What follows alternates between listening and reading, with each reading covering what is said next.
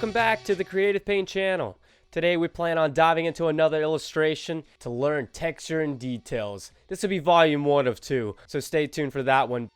This should take about 2 hours for you to complete from start to finish, and some of the things you'll need. I used Adobe Illustrator and Adobe Photoshop to get the full effect, and I was using a Wacom Cintiq, and you could definitely do this with a mouse, so keep that in mind. And I decided to base this illustration around Plank, which is a character from the classic show Ed, Edd and Eddy. And you'll see that I started with this very basic pencil sketch, and I just took a picture and drug it on in Illustrator. And from Illustrator, you'll see I'm just using a pen tool, literally just plotting points around the whole outside of the illustration. I just want to mainly get that basic shape. So from that basic shape, I can then fill it, and that's going to be the main color of Plank. And just something to note, whenever you're plotting these points, it helps to sometimes use the curve tool. And a little quick feature I constantly use is when plotting the point, hold Option, and that'll let you move your curve, and those little handles will appear. And you'll see what I'm talking about if you ever hold Option while plotting points, and that really helps speed the process along.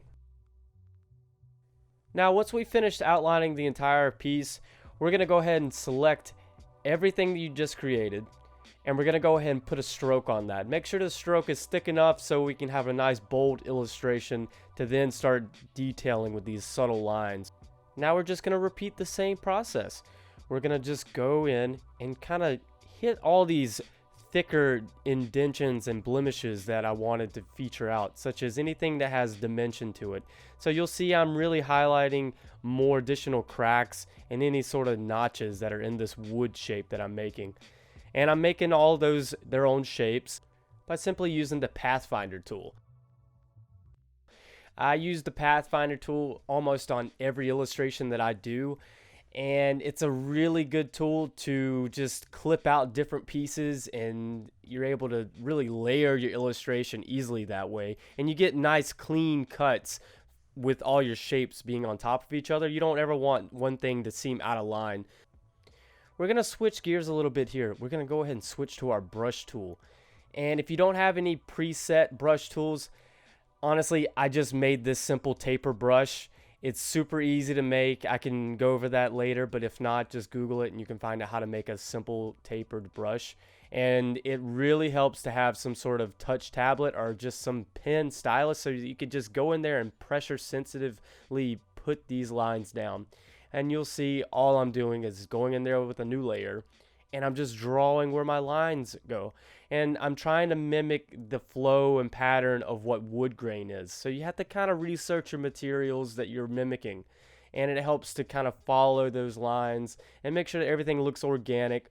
And again, a pen tool really helps come in and give those different pressure points. So you have lines going from thick to thin, thick to thin. And I'm just sketching up the wood at this point.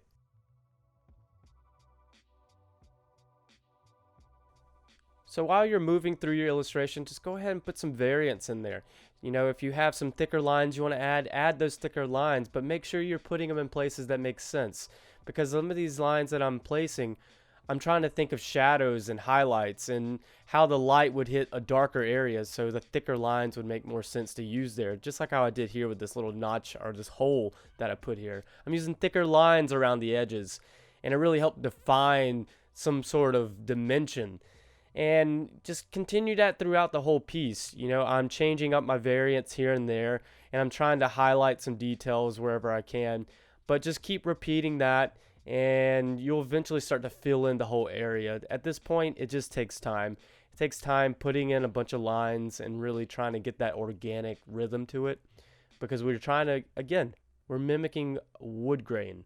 So it's just a lot of detail. So stick to that and add as many lines as you can in there, but don't try to like make them too close together. Just do a broad stroke around the edges and really just try to get the shading. The shading is what I'm doing with this. I'm just really trying to capture some highlighted areas and then some darker shadowing areas. Now once we finish adding in all our line work for the grain and any sort of blemishes on the wood, we're gonna go ahead and try to change our colors. Go ahead and select that first outline that we did and fill that in with a color. I chose this light tan, And now we're going to try to change the stroke colors. Very simple way of doing this is select one of the lines and go up to select same stroke color. And what that's going to do is select everything with that same exact stroke color, which if you did it the same way I did, the beginning I used only black for the stroke color. So it should select everything, and then from that I can just go ahead and adjust the colors of all that at the same time, which is pretty cool because I'm going to go ahead and make it a darker color of the tan that I chose, which really gives it that shadow and in-depth look, and you'll start seeing everything starting to form a dimension to it. As we're running through this, we're going to really start to highlight and define those real deep shadows with a thicker stroke. And you could already tell that I started to color the left side of Plank a darker shade of my tan. So I'm really starting to set that dimension and kind of where that central light is coming from.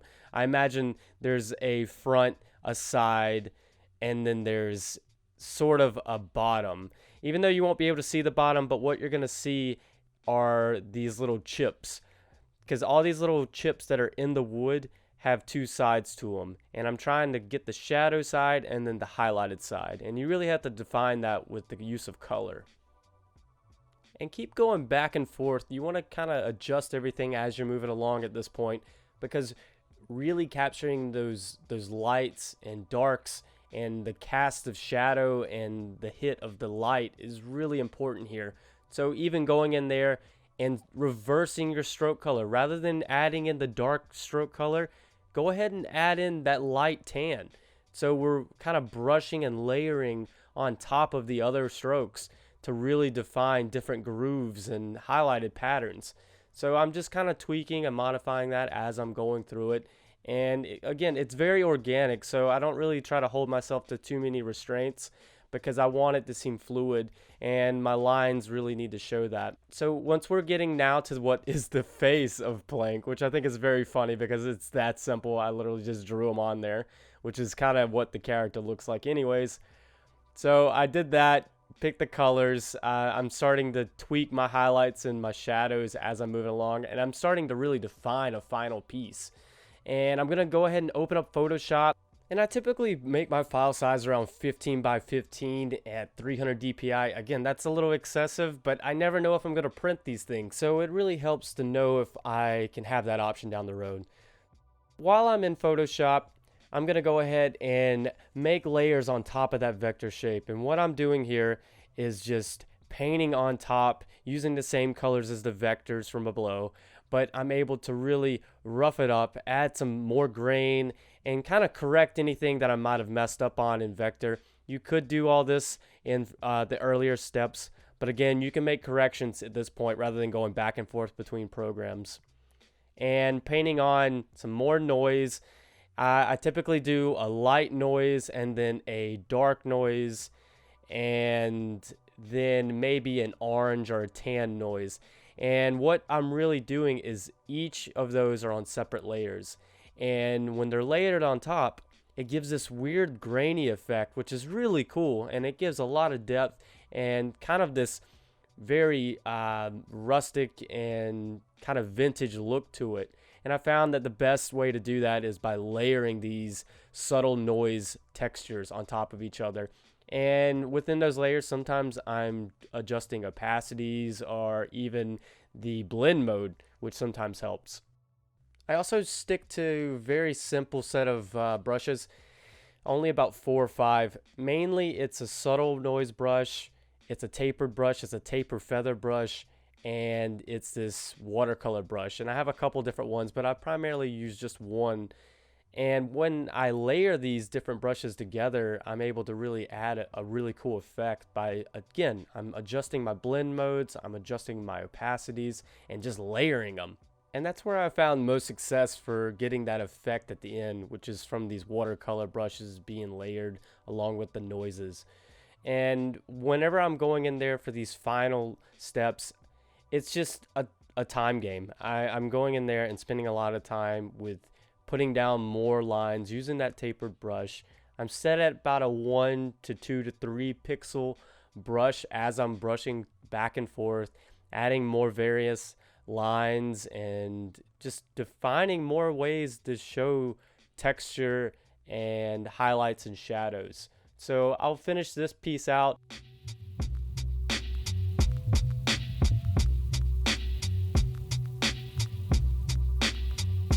For this final step, I'm just going to add some adjustment layers and some different colors layered on top of that to contrast the highlights and some shadows and give it a real vintage look. And I'm able to achieve that at the end by then adding in a adjustment layer for curves. And if you adjust your curves, you can play with your RGB color palette, and I'm able to really enhance certain colors to a brighter and then dim other ones down to a darker shadow, give it more of a saturated look, which is definitely what I wanted with this piece. And now I'm gonna go ahead and duplicate the original vector art and skew it. By skewing it, I'm able to kind of lay it down, and I'm gonna use that as my shadow. So you can see I'm just trying to make adjustments here, trying to see where that shadow should fall. And once I get it in place, I went ahead and I added a color overlay, and then I put a blur on it. And I'm just going to go ahead and paint around those edges. I'm feathering it, trying to make it, look less harsh and more like a distorted shadow that was cast there. We'll then go back and forth and just fine tune everything and see if there's any imperfections we could change. With this, it's a pretty organic illustration, so a lot of those little details that may seem off, you're able to really hide by the fact of the material. The material I'm mimicking here is wood. But this is a great illustration to do, and again, it's not that hard to do, and it does look like it takes a lot of time, but honestly it's not. If you just know the tools that I just used and take it step by step, you're able to bring something from Illustrator to Photoshop where you're able to enhance it and just bring it all together and make a really clean, polished look that has this weird vintage look to it.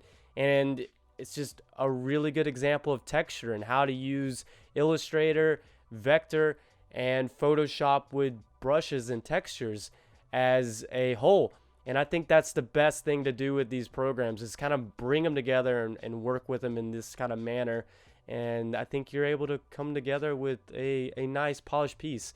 On that note, I hope you guys were able to learn something from this. I hope to see something that you guys can make, and please share and tag the Creative Paint in it. And always stay creative, like, share, comment down below.